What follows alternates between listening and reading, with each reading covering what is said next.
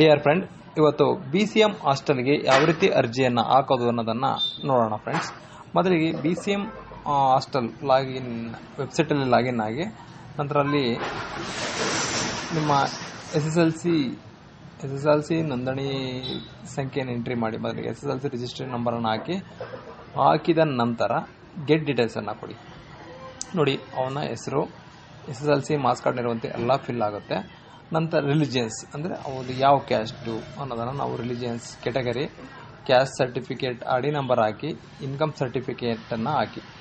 ಈಗಾಗಲೇ ಫ್ರೆಂಡ್ಸ್ 1ರಿಂದ 10ನೇ ತರಗತಿಯ ಒಳಗಿನ ಮೆಟ್ರಿಕ್ ಪೂರ್ವದ ಹಾಸ್ಟೆಲನ್ನು ಕರೆದಿದ್ರು. ಹಾಸ್ಟೆಲ್ ಅಪ್ಲಿಕೇಶನನ್ನು ಕರೆದು ಎಲ್ಲರೂ ಹಾಸ್ಟೆಲ್ಗೆ ವಿದ್ಯಾರ್ಥಿಗಳು ಸೇರಿಕೊಂಡಿದ್ದಾರೆ. ಈಗ 10ನೇ ತರಗತಿಯ ನಂತರ ಮೆಟ್ರಿಕ್ ನಂತರ ಹಾಸ್ಟೆಲಿಗೆ ವಿದ್ಯಾರ್ಥಿ ವೇತನಕ್ಕೆ ಅರ್ಜಿಯನ್ನು ಕರೆದಿದ್ದಾರೆ.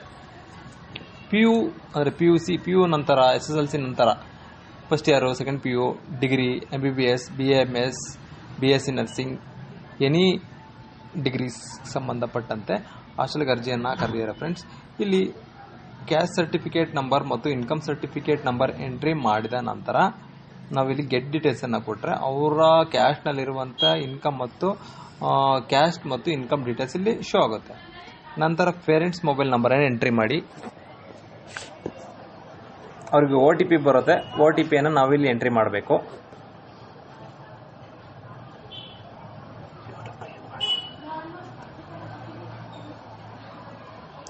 ಎಂಟರ್ OTP ಅಂದರೆ ನಿಮ್ಮ ಮೊಬೈಲಿಗೆ OTP ಬರುತ್ತೆ. ನೀವು ಯಾವ ನಂಬರ್ ಕೊಟ್ಟಿರ್ತೀರ ಆ ನಂಬರಿಗೆ OTP ಬರುತ್ತೆ. OTPಯನ್ನು ಇಲ್ಲಿ ಎಂಟರ್ ಮಾಡಿ.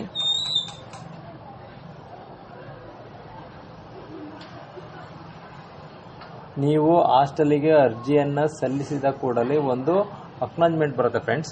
ಆ ಅಕ್ನಾಲಜ್ಮೆಂಟ್ ತಗೊಂಡು ಹಾಸ್ಟೆಲಿಗೆ ಕೊಡಬೇಕು. ಇಲ್ಲಿ ನಿಮ್ಮದು ಮೇಲ್ ಐಡಿಯನ್ನು ಹಾಕಿ, Gmail ID, ನೀವು ಯಾವ್ದಾದ್ರು ಮೇಲ್ ID ಇರುತ್ತೆ, ಮೇಲ್ ಐಡಿಯನ್ನು ಹಾಕ್ಬಿಟ್ಟು ನಿಮ್ಮ ಓನ್ ಡಿಸ್ಟಿಕ್, ಓನ್ ತಾಲೂಕ್ ಅಂದರೆ ನಿಮ್ಮ ನೆಗೆಟಿವ್ ಡಿಸ್ಟಿಕ್ ಇರುತ್ತಲ್ಲ ಅದು ಓನ್ ತಾಲೂಕ್, ಮತ್ತು ನಿಮ್ಮದು ಕಾನ್ಸ್ಟಿಟ್ಯೂಷನ್ಸ್ ಅಸೆಂಬ್ಲಿ ಯಾವ್ದು ಬರುತ್ತೆ ಅದು, ಪಿನ್ ಕೋಡು, ನಿಮ್ಮದು ಪರ್ಮನೆಂಟ್ ಅಡ್ರೆಸ್, ಆಧಾರ್ ಕಾರ್ಡ್ನಲ್ಲಿ ಯಾವ ರೀತಿ ಇರುತ್ತೋ ಆ ಅಡ್ರೆಸ್ಸನ್ನು ಇಲ್ಲಿ ಹಾಕಿದರೆ ನಡೀತೆ ಫ್ರೆಂಡ್ಸ್. ಇಲ್ಲಿಗೆ ಆ ಆಧಾರ್ ಕಾರ್ಡ್ಗೆ ನಲ್ಲಿರತಕ್ಕಂಥ ಅಡ್ರೆಸ್ಸನ್ನು ನೀವು ಇಲ್ಲಿ ಎಂಟ್ರಿ ಮಾಡಬೇಕಾಗುತ್ತೆ. ಇದು ಭಾಳ ಲಿಮಿಟೆಡ್ ಟೈಮ್ ಇರುತ್ತೆ ಫ್ರೆಂಡ್ಸ್. ಹಾಗಾಗಿ ನೀವು ದಯಮಾಡಿ ಯಾರ್ಯಾರು ಹಾಸ್ಟೆಲ್ ಅರ್ಜಿಯನ್ನು ಸಲ್ಲಿಸಬೇಕು ಅಂತಿದ್ದೀರೋ ಇವತ್ತೇ ಹೋಗಿ ನೀವು ಹಾಸ್ಟೆಲ್ಗೆ ಅರ್ಜಿಯನ್ನು ಸಲ್ಲಿಸಿ. ಪಿನ್ ಕೋಡ್ ಹಾಕಿದ ನಂತರ ಪರ್ಮನೆಂಟ್ ಅಡ್ರೆಸ್ಸನ್ನು ನೀವು ಇಲ್ಲಿ ಎಂಟ್ರಿ ಮಾಡಿ.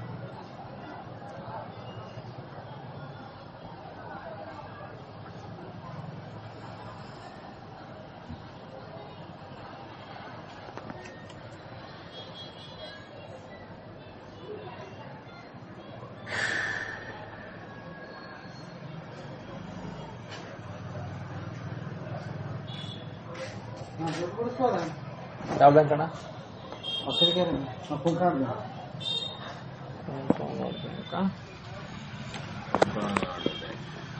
ಕೊಡಿ, ಆಧಾರ್ ಕಾರ್ಡ್ ಕೊಡಿ.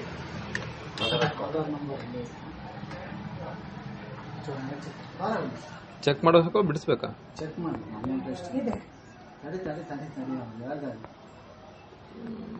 ಒಂದ್ಸತಿ ಅಪ್ಲಿಕೇಶನ್ ಅರ್ಜಿ ಹಾಕಿದ್ವಲ್ಲ,